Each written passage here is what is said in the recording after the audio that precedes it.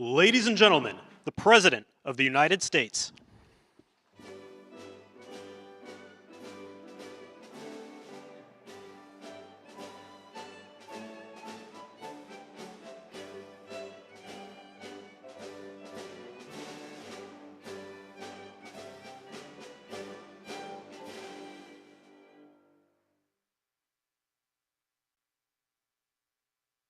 Nice group.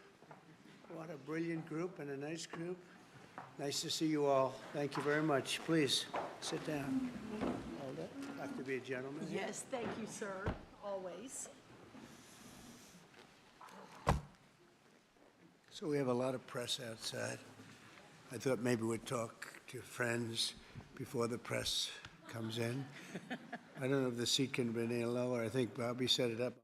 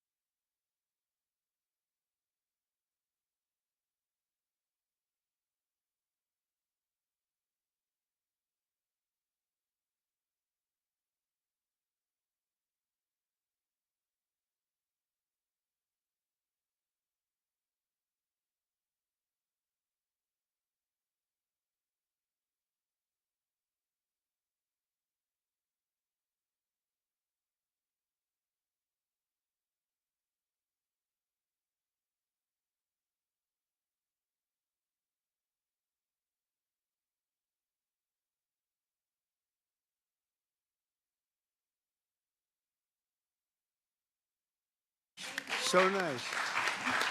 Thank you. Very nice.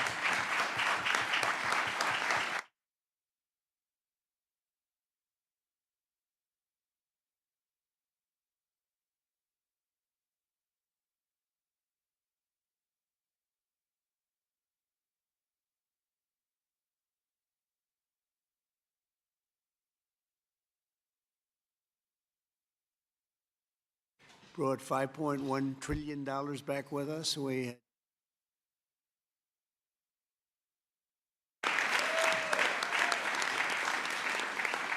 Our country is hot and hot as it can be. It's amazing. If you go back 6 months, it was cold as could be.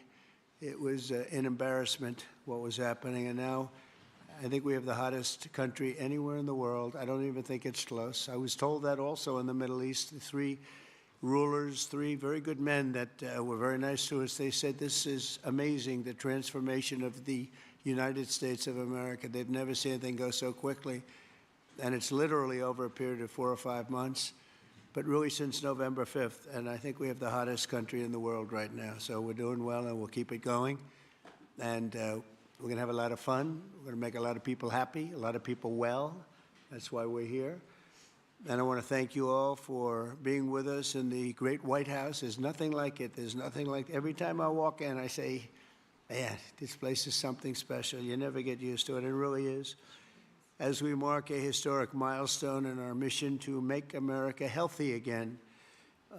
You know, we started Make America Great Again, Bobby. I'm not sure you can get away with that without having to make a major payment because, you know, this was... I copyrighted MAHA. He goes to MAHA. But no, MAHA's become hot.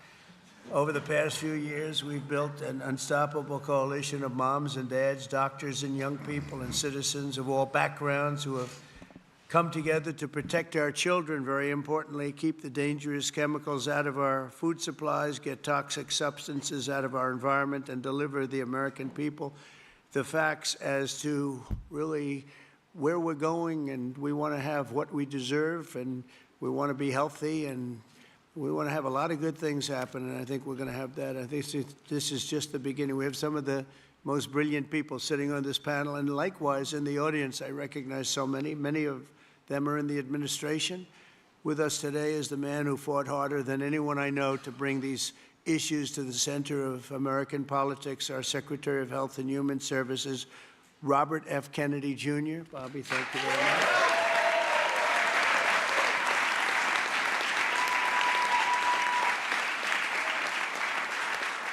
And we're also joined by Secretaries Brooke Rollins, Scott Turner, Linda McMahon, Doug Collins, Doug Burgum, Lori Chavez DeRemer. You're doing a very good job, Lori. You know, considering she's a Democrat, you know. The unions say she's really good. I did it. You know, I took a lot of heat for doing it, and then they were all saying what a great job we did. Now everybody's happy with you. Great job. Thank you very much. As well as EPA Administrator Lee Zeldin, Budget Director Russ Vaught, SBA Administrator Kelly Loeffler. Kelly's been amazing. She runs small business, which is actually the biggest business there is, right? She had no idea how big. She's doing great. FDA Commissioner Dr. Marty McCary. Thank you, Marty. NIH Director Dr. Jay Bhattacharya. Thank you very much, Jay. Thank you. And let's see, who do we have here? CMS Administrator Dr. Mehmet Oz, a tremendous guy, actually. Thank you very much, Mehmet. A friend of mine, a really great senator, Roger Marshall. Roger, thank you. Governors Mike Braun, Jim Pilon, Patrick Morrissey, Representatives Vern Buchanan, former Speaker of the House, Newt Gingrich. Newt, a very quiet man. Very silent man. Nice to see you, Newt. 4 months ago, I created the Presidential Commission to Make America Healthy Again, and today the commission officially delivers its first report on childhood health. Here are just some of the alarming findings, and they really are alarming. It's unbelievable, terrible. More than 40% of American children now have at least one chronic health condition. Since the 1970s, rates of childhood cancer have soared in many cases by nearly 50%, 50%. Well, in the 1960s, less than 5% of the children were obese. Now over 20% are obese. A few decades ago, think of this one. This is, to me, the one that gets me every time, and it seems to be getting worse. Just a few decades ago, 1 in 10,000 children had autism. Today, it's 1 in 31. Last time I heard the number is 1 in 34, right? Now it's 1 in 31. There's something wrong, and we will not stop until we defeat the chronic disease epidemic in America. We're going to get it done. For the first time ever, this report examines some of the root causes that many believe are making our children sicker and our population sicker, I guess. It just doesn't stop with the children. It's our population also, such as the ultra-processed foods, over-medicalization and over-prescription and widespread exposure to potentially toxic chemicals. Unlike other administrations, we will not be silenced or intimidated by the corporate lobbyists or special interests, and I want this group to do what they have to do. We have to spell it out. In some cases, it won't be nice or it won't be pretty, but we have to do it. When you hear 10,000, it was 1 in 10,000, and now it's 1 in 31 for autism. I think that's just a terrible thing. It has to be something on the outside, has to be artificially induced, has to be. And will not allow our public health system to be captured by the very industries it's supposed to oversee. So we're demanding the answers. The public is demanding the answers, and that's why we're here. Already we're phasing out 8 of the most common artificial food dyes.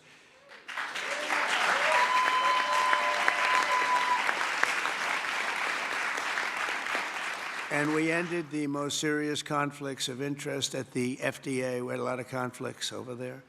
Earlier this week, we approved a SNAP waiver request from Nebraska so they can stop taxpayer dollars from being used to make our children obese. I understand requests from 3 more states will be approved shortly, and more are expected to come in the following weeks. Over the next 80 days, the Commission will build on its work in this report to develop a roadmap to bold and transformative public health reforms for our consideration. It's a consideration, and we'll lay out the facts. Let me say congratulations to the entire MAHA movement. This movement has become very hot. People are really, I tell you, they're going crazy over MAHA. They're going crazy, right?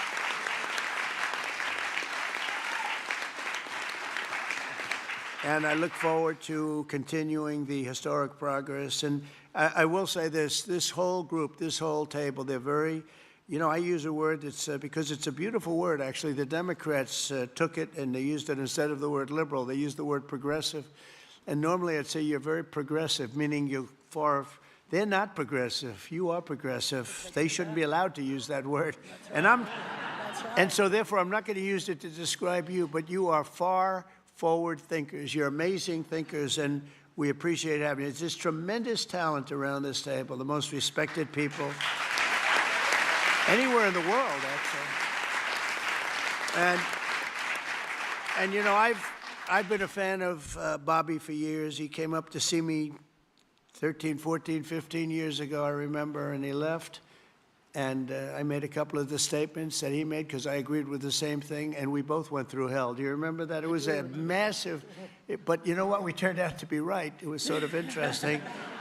But I've been a friend of Bobby, and he's been a foe, too. He's tried to stop a couple of my jobs. In one case, he did stop a job, and I was really angry. And then about 4 months later, we went into like a depression. And I saved a hell of a lot of money by the fact that you stopped it. You're welcome. So I never minded. I always said, thank you very much for stopping that big job I was going to do. But he's a fantastic guy, and Bobby, we're with you all the way. And your beautiful wife is right sitting in the front row, and she's always been right there with you. And, it was very interesting. When Bobby came, I really wanted Bobby to join, and he was doing very well as a candidate, really well. He was being treated very unfairly by the other side, but he was doing so well that they treated you unfairly. They had no choice. I think they said, in order to qualify, Newt, you had to have 80% of the vote. Okay, do you remember that deal? You had to have 80% of the vote in order to qualify to run against Joe Biden. And Bobby thought that was a little unfair, and that was about it. And he came on board, and we got very lucky. But you really helped, and I want to thank you very much, really. We're with you all the way. Thank you very much. So Bobby, if you'd say, give him your thoughts, please. Well, thank you very much, Mr. President. I do want to say something, because I get a lot of credit for steering this administration toward the MAHA movement. But I joined the campaign in August. I joined President Trump in August and became, went from independent to his campaign. But it was in June that he made a speech specifically on this issue. It was a MAHA speech before MAHA existed. And that I took note of that speech at the time and thought there's a potential here for a common ground. I want to thank you for your vision, for your courage, for standing up. President Trump is a populist president.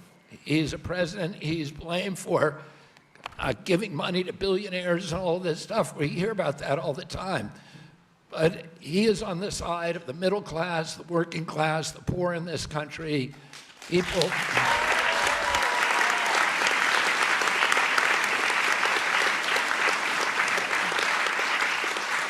And I've been following, I've met every president since my uncle was president.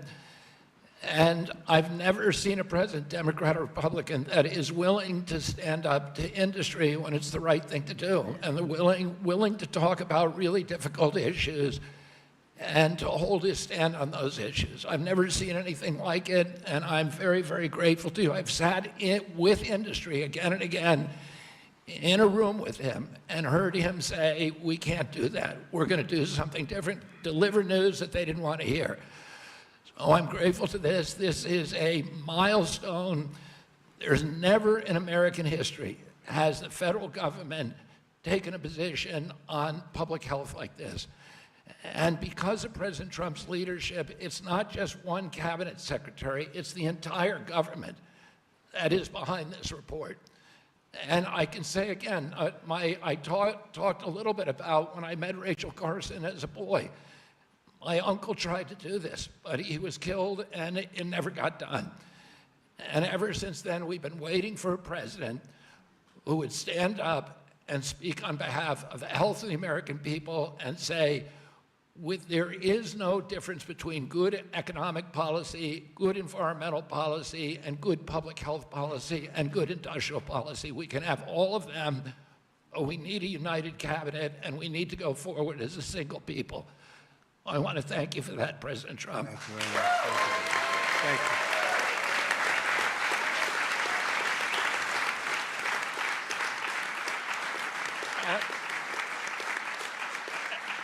At its core, this report is a call to action for common sense. We've relied too much on conflicted research, ignored common sense, or what some would call mother's intuition. It's common sense that ultra-processed, nutrient-poor food contributes to chronic disease. It's common sense that excessive screen time and isolation lead to anxiety and depression, especially in children. It's common sense that exercise and healthy food should come before prescriptions and surgery. It's common sense that not all calories are equal in nutritional value. It's common sense that over-medicating kids is dangerous. It's common sense that we can celebrate the innovations of modern life while also demanding fearless inquiry into ameliorating the negative effects of medication, agriculture, and environmental practices. It's common sense that research funded by corporations deserves more scrutiny than independent studies. I'm so proud of this cabinet, and particularly Secretary Rollins and Administrator Zeldin, who, again, I'll say it a third time, work late nights, early into the morning to make this happen, and to all the leadership from the White House staff, beginning with Stephen Miller, and Heidi Overton, Dr. Heidi Overton, with Vince Haley.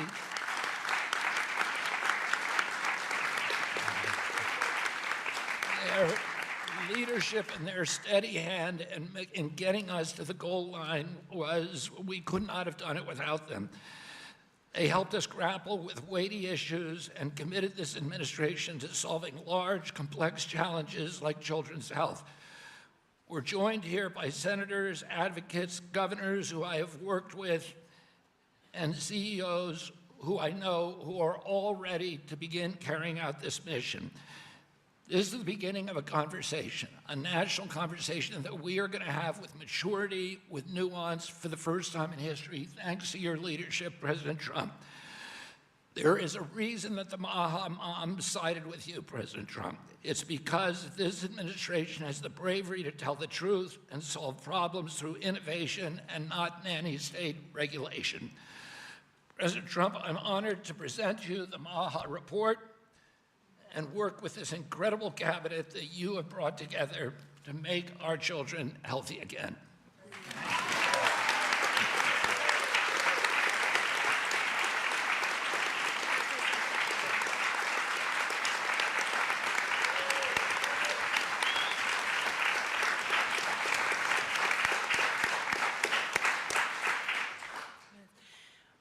Three things. First, on behalf of an extremely grateful nation and on behalf of a lot of extremely grateful MAHA moms who are out there, Secretary Kennedy and Mr. President, thank you. I see a MAHA mom and grandma and our amazing Chief of Staff right there, Susie Wiles. I see a MAHA mom and Caroline Levitt all across our cabinet. Sir, my oldest son, Luke, is here. Stand up, Luke. I am a MAHA mom of 4. And this hits particularly close to home for every single one of us in this room. That's the first thing. The second thing is that you mentioned, sir, in your remarks that we are on track to sign multiples of SNAP waivers to get junk food and sugary drinks out of our food stamp system. And I am so proud.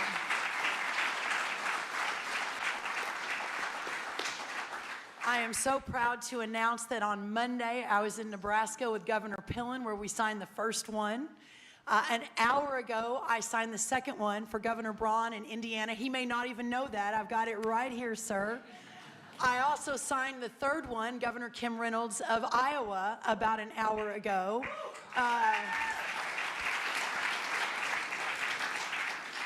With a half a dozen more coming down the line. And sir, that has never happened before. Under Republican or Democrat administrations, we have never made that happen before. So I am so proud and so grateful for your We have leadership. Governor Morrissey here, who was the first one to apply from West Virginia. Oh, Governor Morrissey.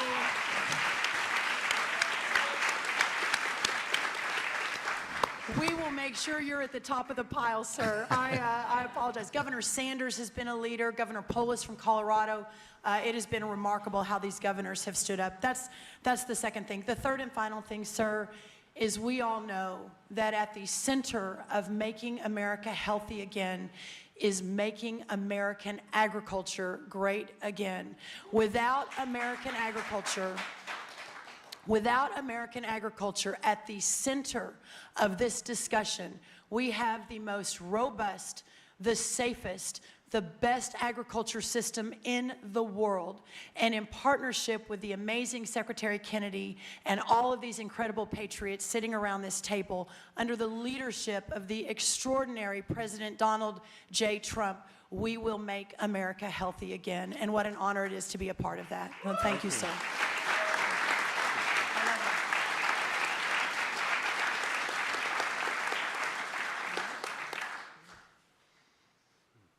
Mr. Policy Man, you want to say something? Big policy man here. Well, so much has already been said, but in your remarks, Mr. President, you made clear This is Vince Haley, by the way.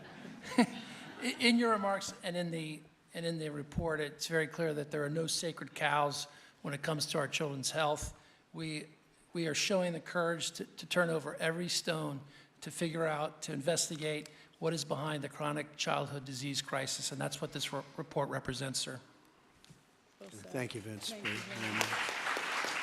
Fabio, you want to have other people speak? We've had everybody speak. Oh, good. Most have already spoken. That's very good.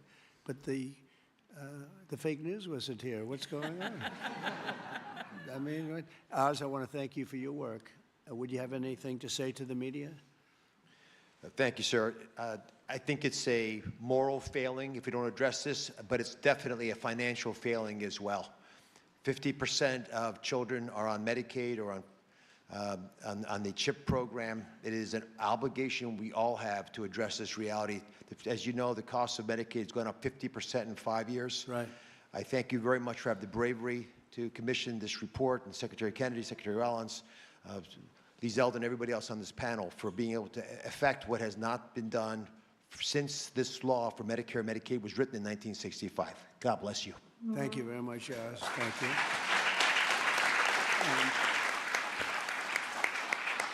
A man who's just so highly respected, Dr. Marty McCary. Would you say a couple of words, please? Thank you, Mr. President. The United States is the best in the world when it comes to proton beam therapy, CAR T, sophisticated operations. But when it comes to the health of the population, it's been a 50-year failure. And we have got to change course, and it's not until you have had the courage to let us take on these giant issues, as Vince Haley said, without any sacred cows, that we've been able to change. And I think this will transform our healthcare system from a reactionary system where doctors are playing whack-a-mole to a proactive system. So thank you, Mr. President. Thank you very much. Thank you, man. Highly respected man. Jay, please say a few words. Thank you. Thank you, Mr. President. I said earlier already that it's shocking to me that what this report says, which is that our kids will live less long, less healthy, more unhappy lives than we will as parents. We can't have that. I'm so proud to be part of this moment because that doesn't have to be the future. We can change things by doing excellent gold standard science, understanding the root causes of all these problems, reversing it. And Mr. President, this is an enormously important moment because it's from this moment forward, we will reverse course so our kids will live longer than us, will live more healthy than us and will be happier than we have been. Thank you. Thank you very much. Thank you. Thank you, Joe. Good job, too. I have to say, we have the greatest farmers in the world, and we love our farmers, and we want to pay respect to our farmers, and we always will. And we won the farmers by a lot in the election, in every election, all 3 elections, and we won by a lot. And I will never forget that. And they are foremost in our thought. And representing, I think, the farmers better than just about anybody can do is Senator Roger Marshall. Could you say a couple of words, Roger, please? Mr. President, we're not tired of winning yet. Congratulations. What a week you've had overseas, one win after another, one big, beautiful bill across the House floor this morning. You're the best closer in the game, and this is one of the greatest days of my life, professionally speaking, as well. And I just want to acknowledge my MAHA mom out here as well, that my wife, Lena, was a MAHA nurse and a MAHA mom and a MAHA grandma. Now, Lena, will you please stand up as well, my wife?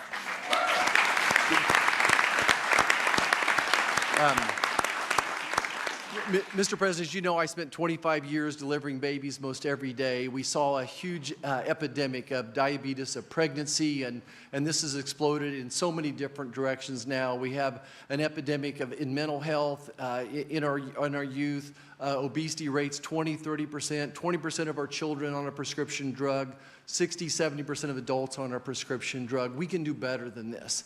And it does start with the farmer. It starts with soil health. And I just want you to know that our farmers are so committed to this as well. And so many of them are already doing great things. They're making the soil healthier. They're using less pesticides. They're doing all the right things. It's going to take a little bit more effort and time to get everybody with those practices. But the American farmer and rancher were the original environmentalists, the original conservationists, and they'll be right here working beside us. And we appreciate your support of them as well. Thank you, Roger. Great. Thank you.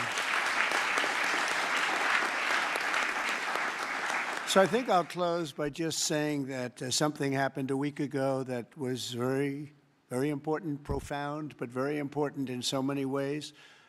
For years, I noticed that other countries paid much less for drugs and pharmaceuticals than we did. But I don't mean 2% less or 10%, which would be good, but I don't mean 20 or 25 or 30%. I mean, sometimes we paid 10 times more, 12 times more, 13 times more than other countries, where people from our country would be seen going into Mexico and seen going into other countries, leaving on trips and bringing their drugs home because they'd get in London, they'd be able to buy a drug for 1/10 the price of what it costs in New York City. And I watched this. And I watched it during my term, and I didn't like it. I didn't like it. And it's a very complex system, but, you know, we're smart also, maybe much smarter than they are. And at some point, we had to figure out, and I heard it was the middleman. Nobody told me who the middleman was. Nobody knew who the middleman was. Nobody ever heard. All I heard is the middleman. I said, they've got to be the richest people in the world, whoever they are. We don't even know if there is a middleman. All I know is that the drugs were 10 times higher and sometimes more than that. And I really got into it over the last year, and I figured the whole system out.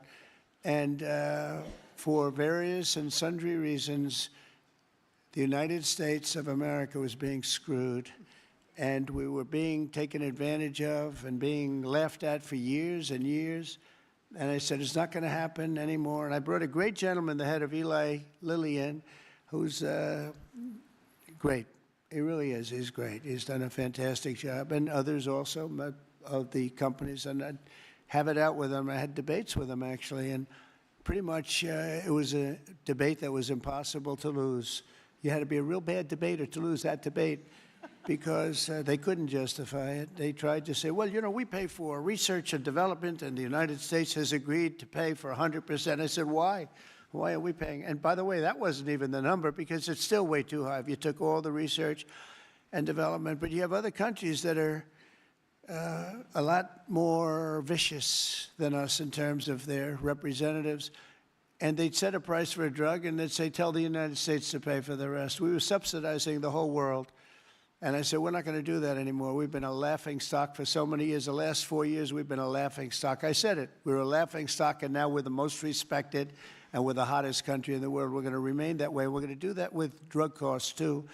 And so I said, I'm going to do something that's a very unpopular thing to do with a small number of people, mainly the people that own the drug companies and others. And I'm not even blaming them. They were able to get away with it. But it was really other nations that took advantage of us because the drug companies were under their thumb.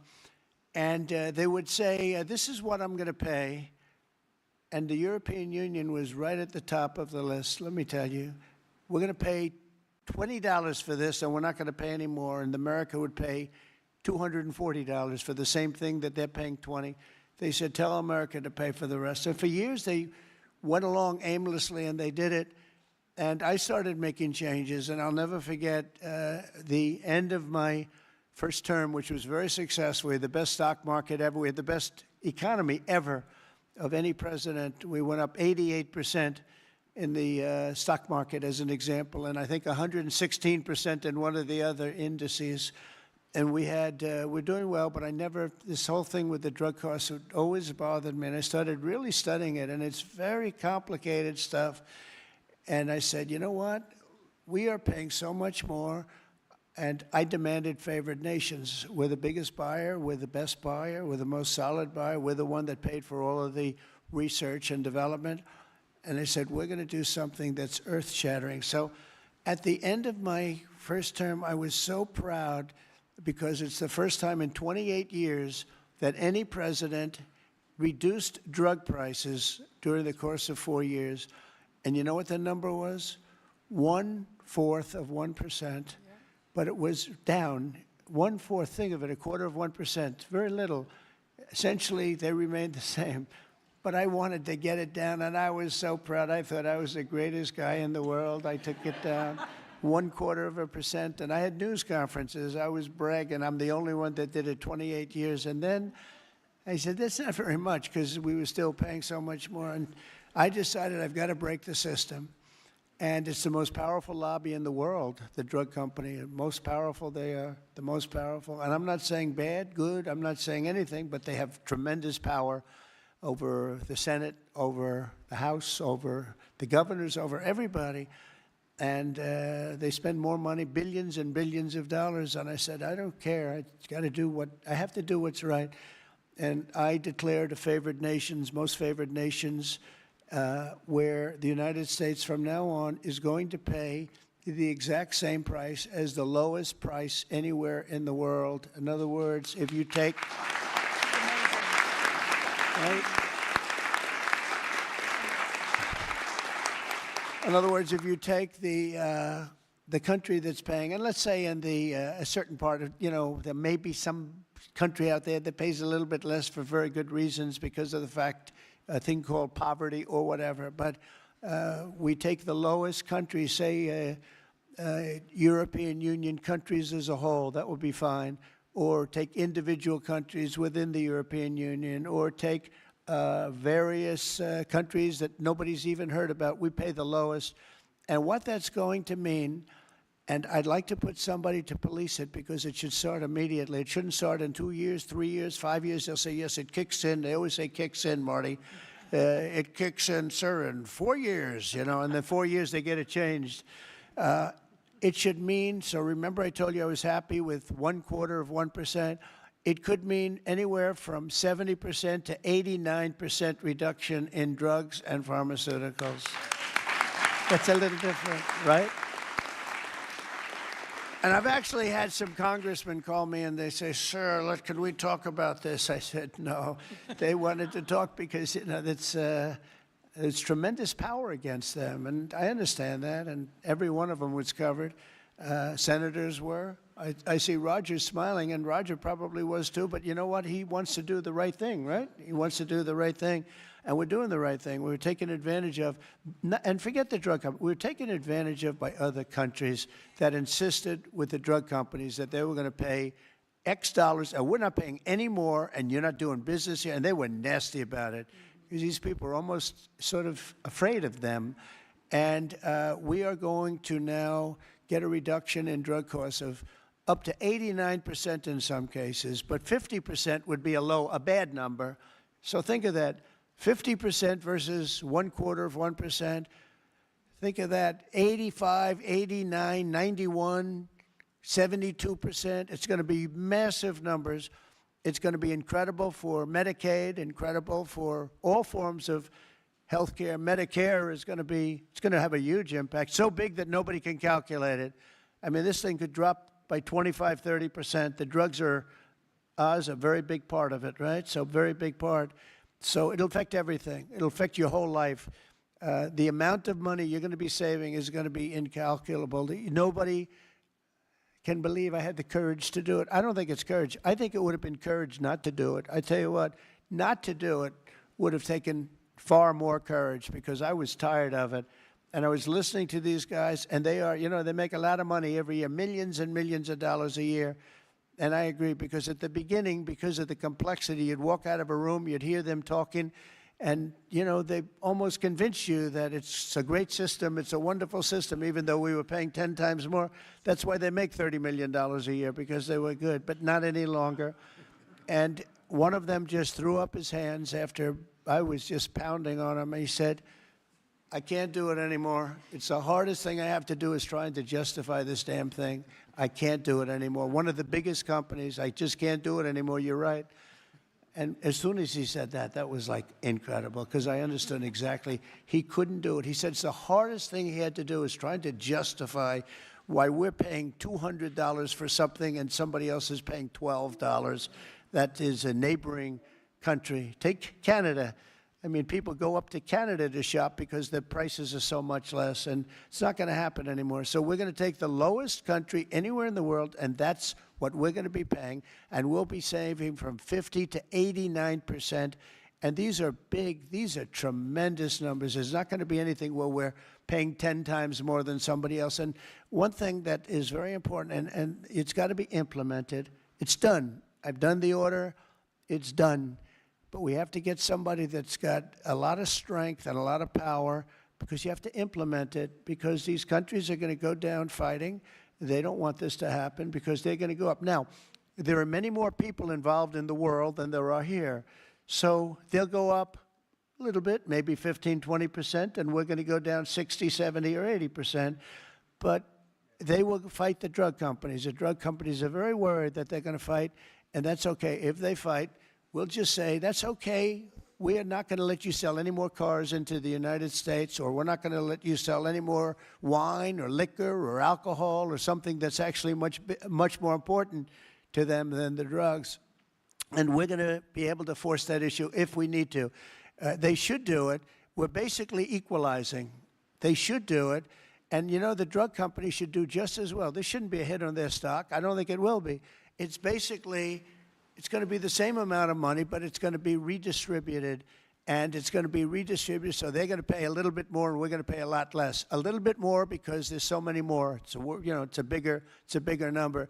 And so, Bobby, I'd like to ask you and Dr. Oz and Marty, perhaps, and Jay, and maybe representing the world's politicians. I can ask Roger, who's so great with this whole subject, if you would be very, very tough and very, very very powerful in a sense. It's not easy. You're going to have to get this done.